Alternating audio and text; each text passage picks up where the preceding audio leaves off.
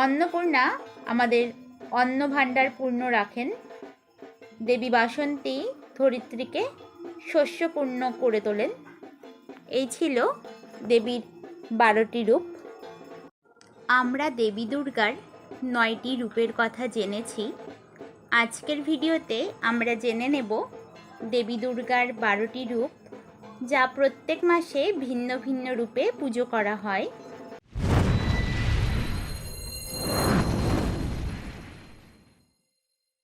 Bengali with তমা চ্যানেলে আপনাদের সবাইকে স্বাগত জানাচ্ছি।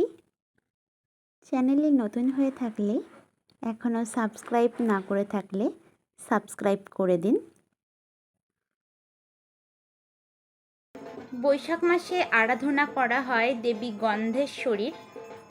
গন্ধ বণিকদের আরাধ্য দেবতা তিনি। বৈশাখ মাসের বুদ্ধ পূর্ণিমাতে দেবীর পুজো করা হয়। দেবী গন্ধেশ্বরী চতুর্ভুজা, শঙ্খ চক্র ধনুর্বাণ ধারিণী এবং দেবী সিংহবাহিনী। জ্যৈষ্ঠ মাসে আরাধনা করা হয় দেবী ফলহারিণীকে।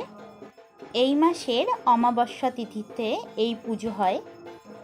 কর্মফলের প্রকোপ থেকে রক্ষা পেতে দেবীর এই রূপটির আরাধনা করা হয়। আষাঢ় মাসে আরাধনা করা হয় দেবী কামাক্ষার। অম্বুবাচী তিথিতে দেবীর এই রূপের পুজো করা হয়। উর্বরতার দেবী মনে করা হয় দেবী কামাক্ষাকে। শ্রাবণ মাসে পুজো করা হয় দেবী শাকাম্বরীকে। প্রকৃতির মাঠ ঘাট শাকসবজিতে ভরে দেন দেবী এই রূপে। ভাদ্র মাসে আরাধনা করা হয় দেবী পার্বতীর। পুরুষ ও প্রকৃতির মিলন হল মহাদেব ও পার্বতীর মিলন, যেই মিলনে পৃথিবীর জীবনধারা অব্যাহত থাকে। পুরাণ মতে এই মাসেই মহাদেব পার্বতীর প্রথম মিলন হয়েছিল। আশ্বিন মাসে আরাধনা করা হয় দেবী দুর্গার। দুর্গতি নাশিনী তিনি আমাদের বিপদ থেকে রক্ষা করেন।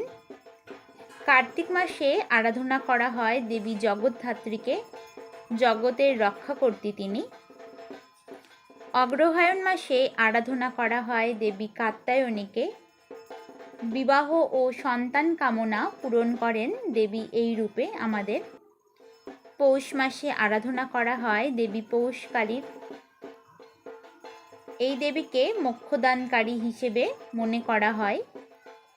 যেহেতু পৌষ মাসে পুজো হয়, তাই এই দেবীকে পৌষ মাসের অন্যতম প্রধান শস্য মূলো নিবেদন করা হয়। মাঘ মাসে আরাধনা করা হয় দেবী রটন্তী কালীকে। কালী পুজো সাধারণত অমাবস্যা তিথিতে হয়। শুধুমাত্র দেবীর এই রূপটিকে চতুর্দশীতে পুজো করা হয়। মাঘের কৃষ্ণ চতুর্দশীতে দেবীর এই রূপটিকে পুজো করা হয়। এই রূপে দেবী আমাদের গৃহশান্তি রক্ষা করেন। ফাল্গুন মাসে আরাধনা করা হয় দেবী সংকট নাশিনীর। তিনি আমাদের সংকট থেকে রক্ষা করেন। চৈত্র মাসে আরাধনা করা হয় দেবী বাসন্তী এবং দেবী অন্নপূর্ণার। অন্নপূর্ণা আমাদের অন্ন ভাণ্ডার পূর্ণ রাখেন। দেবী বাসন্তী ধরিত্রীকে শস্যপূর্ণ করে তোলেন। এই ছিল দেবীর 12টি রূপ।